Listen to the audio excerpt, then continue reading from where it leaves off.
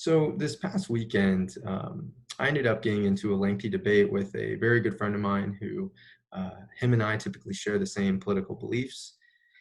However, the debate was about the 1619 Project.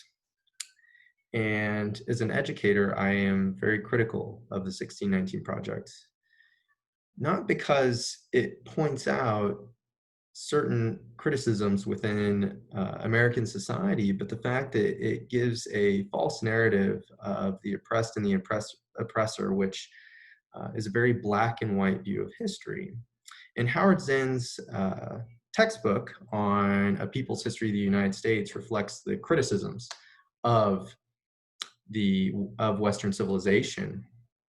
And it's important to point these things out, right? It's important to point out slavery. It's important to point out genocide and analyze it because Western civilization is not perfect. It's hardly perfect for that matter. Um, but all that said, it's also to understand what the definition of Western civilization really is. I think one of the biggest mistakes of these critics is they don't really understand the origins or what it even means. Because typically, when they talk about dead white men, I imagine they see something like this, where you have Napoleon carving up Europe. And the white man essentially trying to colonize the world, and there were absolute terrible things that happened during colonization. There's no doubt. Um, but again, what is Western civilization? How do we trace its origins, and where does it come from? It's an intellectual history, and Dr. Carey Roberts points out in the video through Blackboard, through Liberty University, the intellectual history is extremely difficult, something very hard to grasp. And this is even true for, I would argue, most historians. But it's important because it shows us where history comes from. And Robert Royal actually points out on page 4 of Who Put the West in Western Civilization. He says, America's manifest troubles caused many to question the virtues of Western civilization, even before they learn what it is or to what degree contemporary America reflects.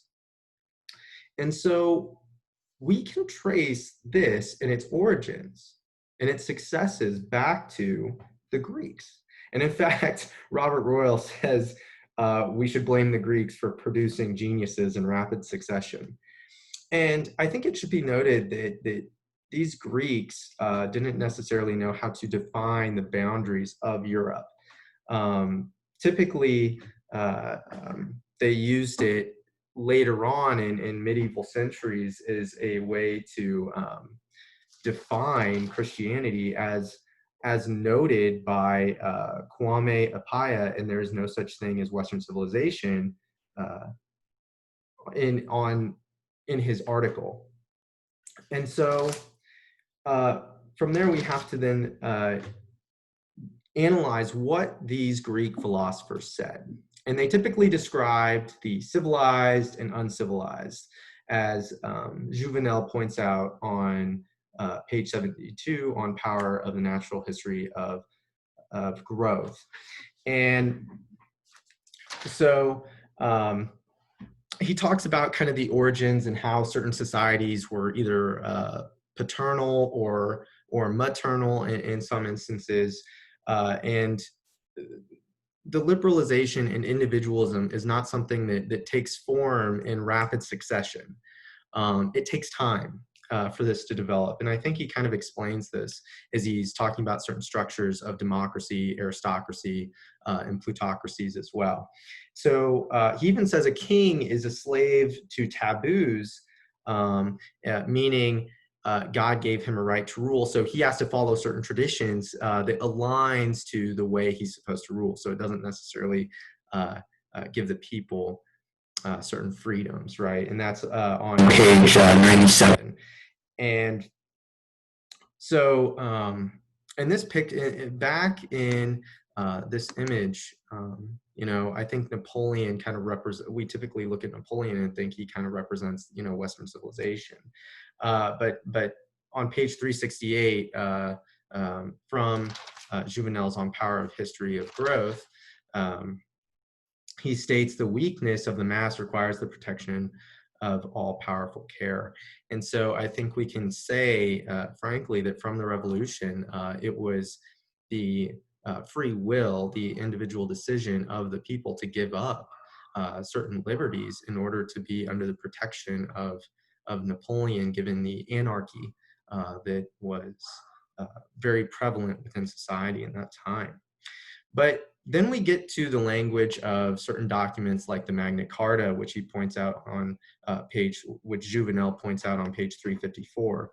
And the Magna Carta ultimately limits the power of the king. And so we're starting to see the people, and in this case, the nobility, the aristocracy, gaining some level of individualism and power um, uh, from that one person, right? And so on page 362, Juvenal then points out the acquisition of civil and political rights was a big thing for the plebe or the people.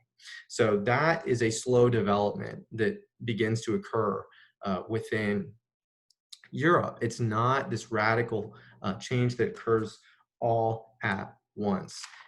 Um, and so what does all this mean? It's not ethnocentric. The idea that Western civilization is something that's based on whiteness is actually a false statement.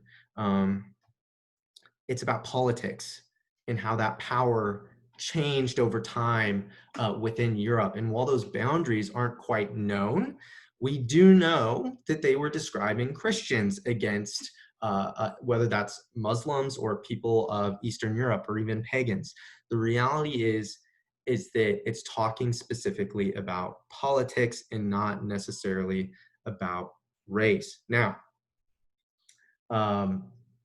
Bradley Berzer states in What Exactly is the West that Western tradition was the main piece of Western civilization. Now, I personally believe that's what came to influence politics. But again, it's not about racism. In fact, racism, the idea of race, didn't exist within medieval Europe. The criticism there could be the focus maybe on the fact of Christianity, the focus of Christianity itself. But even there, Christianity was a grassroots movement in which people began to appreciate these liberal ideas that came about. And so ultimately, as Juvenal points out on page 89, human societies are made independently of one another. This is true. No matter where it is in the world, they are made independently. So then here's my concluding question.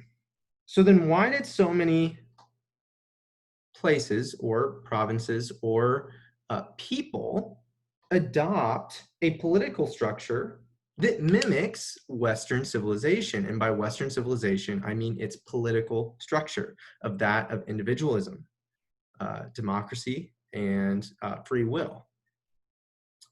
It's something that is unique. It is not a ethnocentric. It was not meant to harm a specific race or even a specific religion. The idea of liberty and free will is specifically originates within a European context that is not attributed to one's nationality. It's simply talking about the development of power. And so I want to conclude with it's important to talk about Western civilization because there's this idea that Western civilization is inadvertently racist. It's awful and it's bad, and it's just it's on the wrong side of history, if you will. And that is just inaccurate. The reality is that this should not represent Western civilization.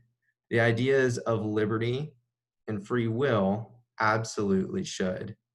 And it is with these ideas that it is important to define Western civilization before we start debating things like the 1619 Project. Because if we don't contextualize it, if we don't understand it, then how can we begin to criticize it? Thank you.